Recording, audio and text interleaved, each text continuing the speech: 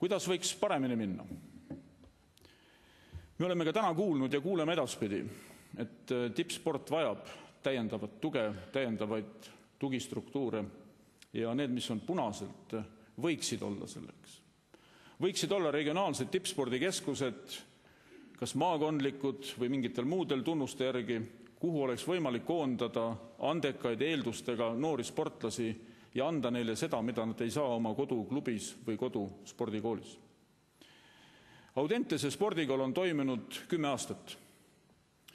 On tunnetatav vajadus samasuguste toimivate üksuste järgi veel mujal, kui mitte ainult Tallinnas ja Otepääl. Ja need kohad võiksid olla kas Pärnu ja Tartu ja miks mitte Ida-Virumaa. Sest selline valik, sihipärane tegevus ja väljakutsed nende asutuste kaudu on tippspordile tarvilikud. Ja ma toon siia juurde veel ühe märksõna, mida siin ei ole. Käesoleval aastal toimusid Singapuris esimesed noorte olümpiamängud. Rahvusvaheline olümpialiikumine peab seda väga edukaks kaardile tulemiseks, ajalooliseks esilastumiseks. 4 aasta pärast on järgmised.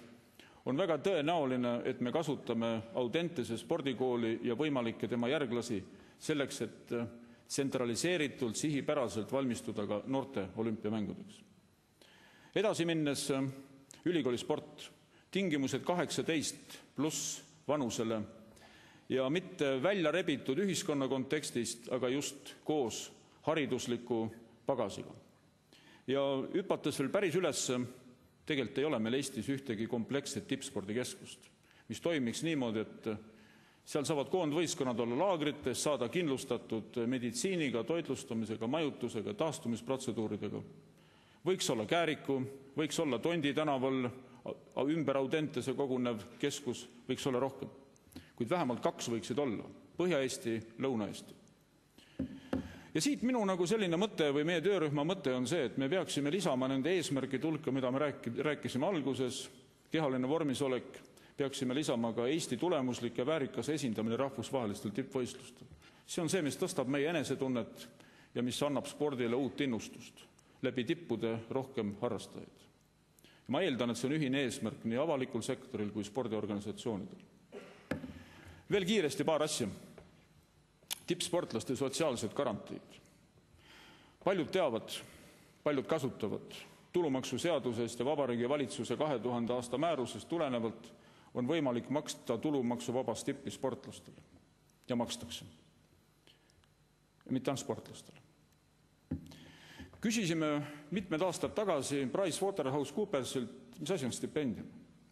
Ja analüütikud ütlesid, et stipendium on üks rahalise toetuse alaliik, mida antakse antud meie kontekstis näiteks sportlastele sporditegevuse toetamiseks. Jah, õige.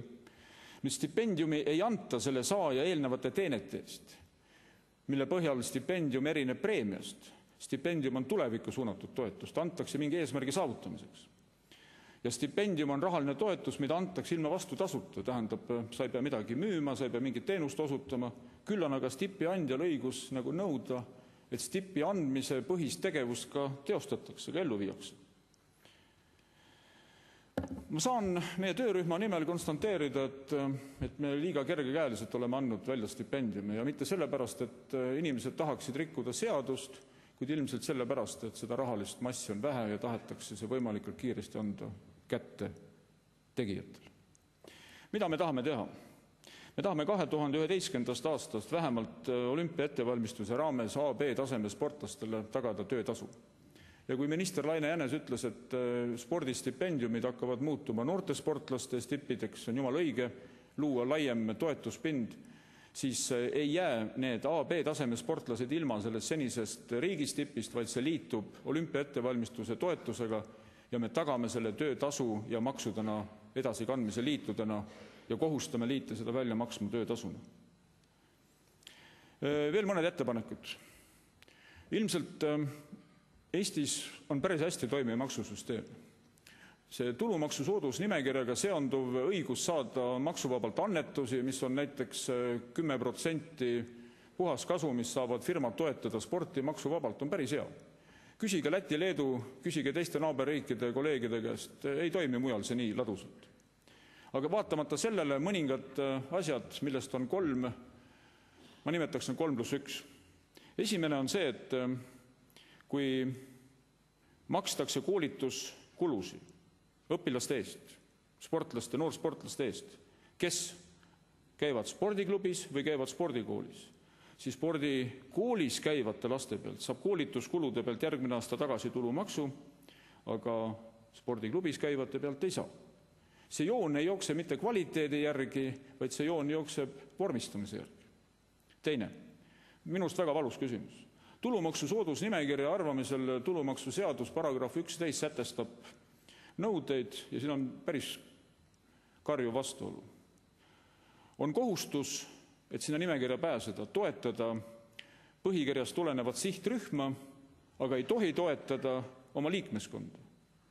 Nüüd, kui spordiklubil on sihtrühmaks tema liikmeskond, mis ta siis teeb? Toetab teise spordiklubi liikmeskonda. Ja kahjuks on maksuametites hakatud pöörama sellele väga palju tähelepanu vormilisest küljest, sisu läbi hammustamata. Võib-olla pisiasi, võib-olla mitte.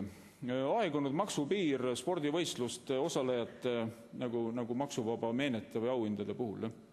Siiamaani võib seda siis jagada kõikidele osavõtjatele 500 krooni maksuvabalt, aga ühele inimesele, kui sa annad 5000 krooni auhinda, siis sa pead maksma 4500 pealt maksu. 500 krooni oli kunagi suur raha, 500 krooni, ma kardan, et on mingi 32-33 eurot päris varsti.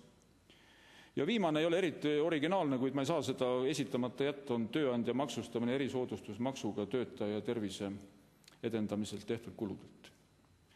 Ja tahaks lõpetada sellega, et me mitte ei pea vaatama teiste otsa, me peame vaatama ka enda otsa. Ja üldreeglina spordiorganisatsioonid toimivad ausalt, õiglaselt, ühendavad kõiki harrastajaid mõistlikult ja spordi nimel. Nüüd, MTÜ seadus on piisavalt liberaalne, et võimaldada seda sporditegevust, aga samas ka piisavalt liberaalne, et võimaldada kuritarvitusi ja demokraatia eiramist. Mida ma olen täheldanud? Ma olen täheldanud seda, et kui MTÜ-na tegutsev spordiliit tahab ajada asju teistmoodi, kui üldiselt aetakse, siis ta võib vilistada sellele, keda ta võtab liikmeks. Liikmete vastuvõtmisel ei sea mittetulundusühingute seadus kriteeriumi. Sport ise seab kriteeriumi. Kui neid ei seata, siis liikmeskond väärastub. Kui spordiorganisatsioonid astuvad ise samme, et võtta vastu liikmeid hääli üldkoosolekul otsustamiseks, on samuti midagi valesti. Ei pea ma õiges ka seda, kui juhatus võtab vastu liikmeid, ütleme reedel, ja need uued liikmed on pühapäeval üldkoosolekul ja hääletavad koos tegusate vanade liikmetega ja häälte arv või hääletamise tulemus võib kujuneda kentsakaks, ka see ei ole õige. Ja tundub, et ei ole õige ka see massiline volitustega hääletamine, mis võib tekkida.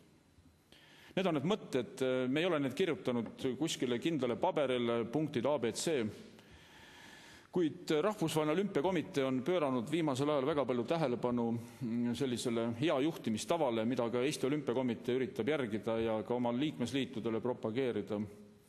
Tundub, et on mõistlik sõlmida selline kokkulepe Eesti Olümpiakomitee ja spordialaliitudega, vähemalt nendega, kes on EOK liikmeskonnas, saada heakskiit sellele leppele avalikult sektorilt ja sätestada teatud tingimused.